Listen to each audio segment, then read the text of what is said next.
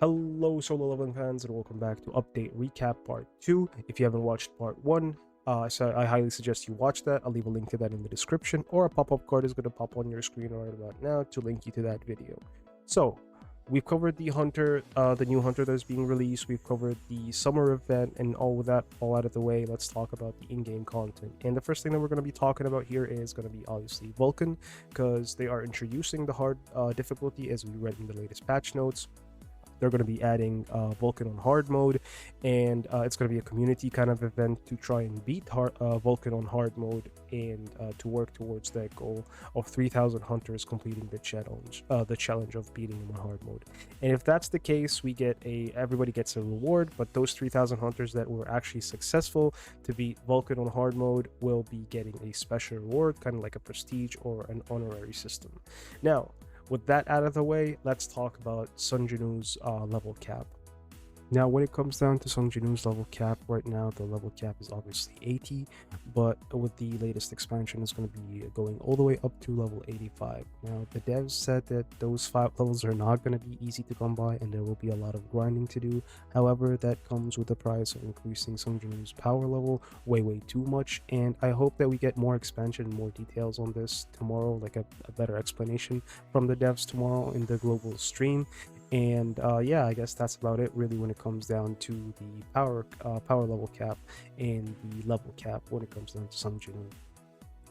Now, next up, we're going to be talking about a very interesting topic, a topic that a lot of people have been looking forward to and a lot of people have been preparing for, which is basically guilds. Now, guilds was supposedly supposed to come out this patch. However, the devs decided to push it all the way until mid-August to ensure that it was smooth, everything was ready for for playing, everything was running smoothly, and they didn't want any problems with the guild system. So they also added a small note here, or like they mentioned something about the guilds here, which was very interesting in my opinion. And I don't know how you guys feel about this. Let me know what you guys think in the comment section. But it said that there will be you're able to go on raids within your guild within like 9 players. So 9 players can participate in one raid. I don't know if that's like 9 hunters, like 9 different hunters from like 9 different people.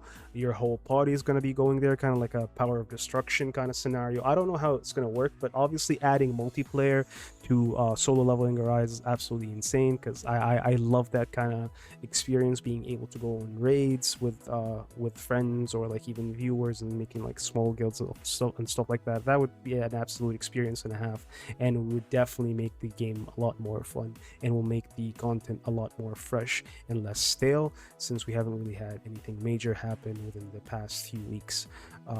But yeah, I think that will also be an amazing feature. Again, let me know what you guys think in the comment section. But with that being said, let's move on to the next update. Going back to cosmetics here, as you can see that some of these skins now you have different variants that you can choose from, and I don't know how it works out quite yet, but they also will clarify that later on the global stream tomorrow. However, they said that there will be, obviously, as you can see here, different variants of the same skin that you can choose from and work towards. I'm guessing this is also a very interesting feature, and I can't lie, these are some very pretty skins and some very pretty colors in my opinion. Now, the last thing that I'm going to be talking about here is the new shadow that's going to be added to the Shadow Army, and it's no other than the 3-headed menace himself, Cerberus. He looks absolutely badass. Look at that. Absolutely amazing. Now, this right here is going to be great news for everyone, obviously, but it's going to be even better news for all the people who are running crit builds, since he is going to be buffing that crit damage rate, I believe. I think it's the opposite of Icarus. Whatever Icarus is buffing, it's the opposite. So if Icarus is buffing crit rate, then he's buffing crit damage, and vice versa. Right. So with that being said, guys, they're also buffing the soldiers, because right now we all know that the Shadow Army's duration is a joke, and the soldiers that you spawn are also a joke. They're like really squishy. They just don't survive long enough to deal damage. Honestly, they're usually dead in 1 or 2 hits from a boss. And yeah, so they're buffing all of that. They're adding Cerberus, and things are starting to maybe look good when it comes down to the Shadow Army. Maybe they're going to be more useful and we still have to test that out, obviously, but it's looking absolutely amazing. So yeah, guys, with that being said, that covers everything that has been said in the update so far. We obviously will expand on this tomorrow from the global stream. If you found this helpful though, please consider supporting the channel by liking, commenting, and subscribing. And with that being said, guys, thank you so much for watching. Happy leveling. Peace.